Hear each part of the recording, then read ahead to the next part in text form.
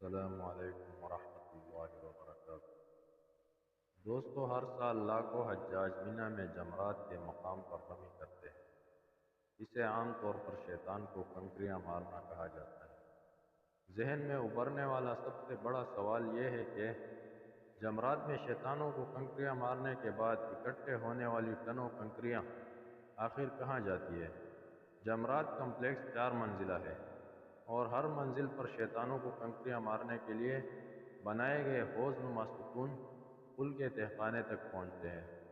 حوض نما حوض اس انداز میں بنایا گیا ہے کہ وہاں آنے والی کنکری لازمی طور پر ستون سے ٹکراتی ہے اور اس کے بعد وہ حوض سے ہوتی ہوئی 15 میٹر نیچے تہخانے میں جا گرتی ہے۔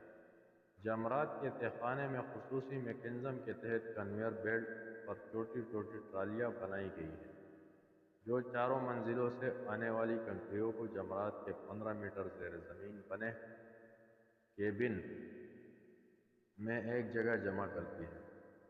جمرات پل کی انتظامیہ کے مطابق حج ایام ختم ہوتے ہی جمرات پل کے سب سے زیریں حصے میں موجود خصوصی ٹینک میں جمع ہونے والی ٹنوں کنکریوں کو نکال کر انہیں دوبارہ استعمال کے لیے متعلقہ ادارے کے حوالے کیا جاتا ہے۔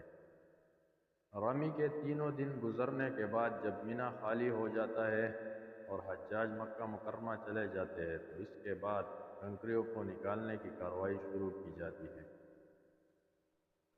تو دوستو، حج ایام ختم ہونے کے بعد ان کنکریوں کو پانی اور مخصوص مواد سے صاف کیا جاتا ہے تاکہ ان پر لگی مٹی اور دیگر جراثیم کو صاف کیا جا سکے۔ بعد ازاں انہیں آئندہ برس حج کے دوران استعمال کرنے کے لیے متعلقہ اداروں کے حوالے کر دیا جاتا ہے جو کنکریوں کو پیکٹوں میں رکھتے ہیں، جبکہ کچھ کو حج ایام سے قبل مزدلفہ میں بکھیر دیا جاتا ہے۔